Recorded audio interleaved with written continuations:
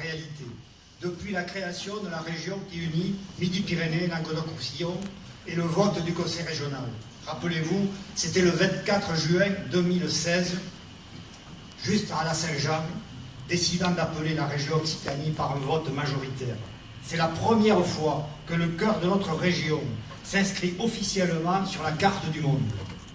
Et cela n'empêchera pas, et n'empêche pas, de travailler avec nos amis des autres pays d'Oc, l'Aquitaine, le Limousin, l'Auvergne, la Provence, ni de reconnaître l'identité du pays catalan. Nous qui soutenons le Racing, on comprend, les gens de l'USA. Cette décision est issue d'une consultation citoyenne et il faut saluer cette pratique démocratique. Et ça, ce mouvement que vous portez pourrait s'y retrouver, ou doit s'y retrouver. 230 000 citoyens se sont exprimés au mois de juin l'an dernier. Et le nom Occitanie est arrivé en tête du vote, 46%. L'Occitanie, ça vient de loin, avec sa langue, sa culture de plus de 1000 ans, sa littérature, son théâtre. Elle est toujours vivante, elle a toujours résisté, malgré tous les coups reçus du centralisme. N'avem presse l'esquino. L'Occitanie, c'est une région, c'est un pays. Imaginez-vous, notre région, les deux régions unies, est plus grande que l'Irlande, plus grande que la Belgique et les Pays-Bas réunis.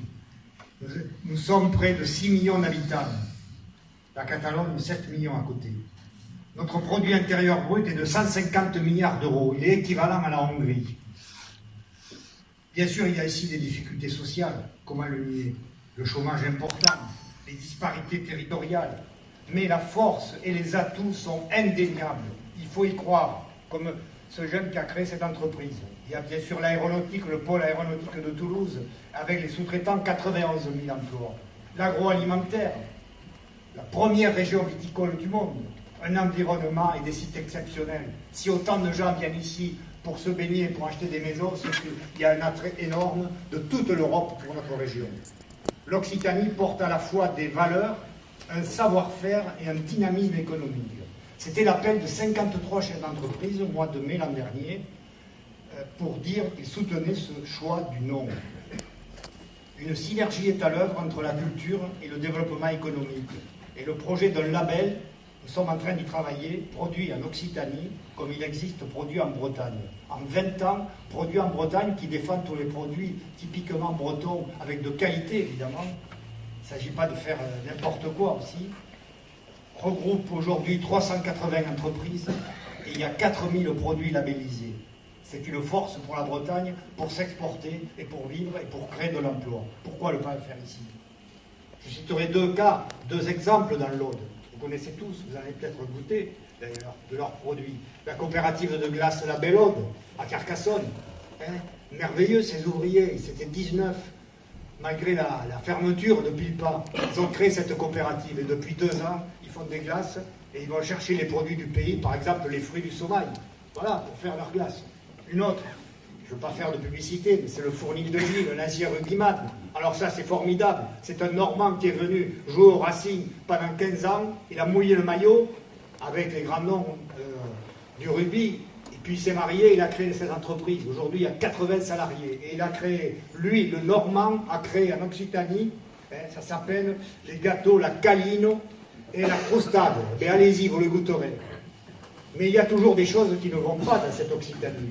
Comment accepter que dans une région qui s'appelle Occitanie, qui a été votée, seulement 2% des élèves, des collégiens et des lycéens apprennent notre langue d'oc?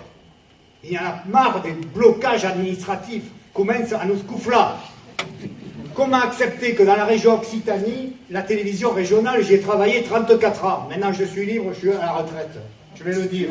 Et si peu d'émissions en langue d'oc. Mais qu'est-ce que c'est cette histoire? 5 minutes le samedi, et puis après, 20 minutes le dimanche matin, à 10h40. C'est quand les va, Mélodie.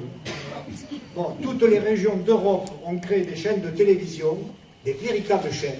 Une chaîne de télévision, elle doit émettre aussi régionale le soir. Il y a des films, il y a des producteurs, il y a des émissions, il y a des documentaires. Nous avons une richesse incroyable. Ça existe en Corse. Pourquoi ne pas le faire ici? Je termine. L'Occitanie porte dans son ADN des valeurs humanistes et probablement des valeurs que vous pourriez ou que vous défendez. L'Uparace et la convivenza. L'Uparace, c'est la soif de liberté. La convivenza, c'est le vivre ensemble.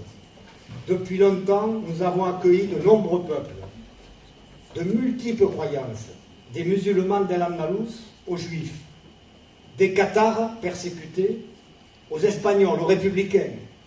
Nous avons prouvé que nous pouvons vivre ensemble ici dans le respect de la culture de chacun. Cet art de vivre, c'est le cœur de notre civilisation du Midi. Elle se disait parache dans la poésie des troubadours. Malgré la mise à mal de notre art de vivre, des enthousiasmes et de la culture, par l'intolérance, l'inquisition et aussi le centralisme. Et ça, je pense que ce mouvement qui se veut en marche, il doit aussi marcher en ouvrant les fenêtres. Et il faut enfin faire une France qui respecte ses régions, ses territoires, ses provinces. Ça suffit. C'est le pays encore le plus centralisé du monde malgré la décentralisation. Donc, un message que je fais passer à M. Perea et pour M. Macron. Cette convivialité occitane a été décrite, et je termine, par ces belles phrases de la philosophe Simone Veil, la philosophe, dans le Génie d'Oc et l'homme méditerranéen, elle a écrit « Les idées ne s'y heurtaient pas, elles y circulaient dans un milieu en quelque sorte continu. Telle est l'atmosphère qui convient à l'intelligence. L'esprit de la civilisation d'Oc au XIIe siècle répond à des aspirations qui n'ont pas disparu et que nous ne devons pas laisser disparaître. Occitane,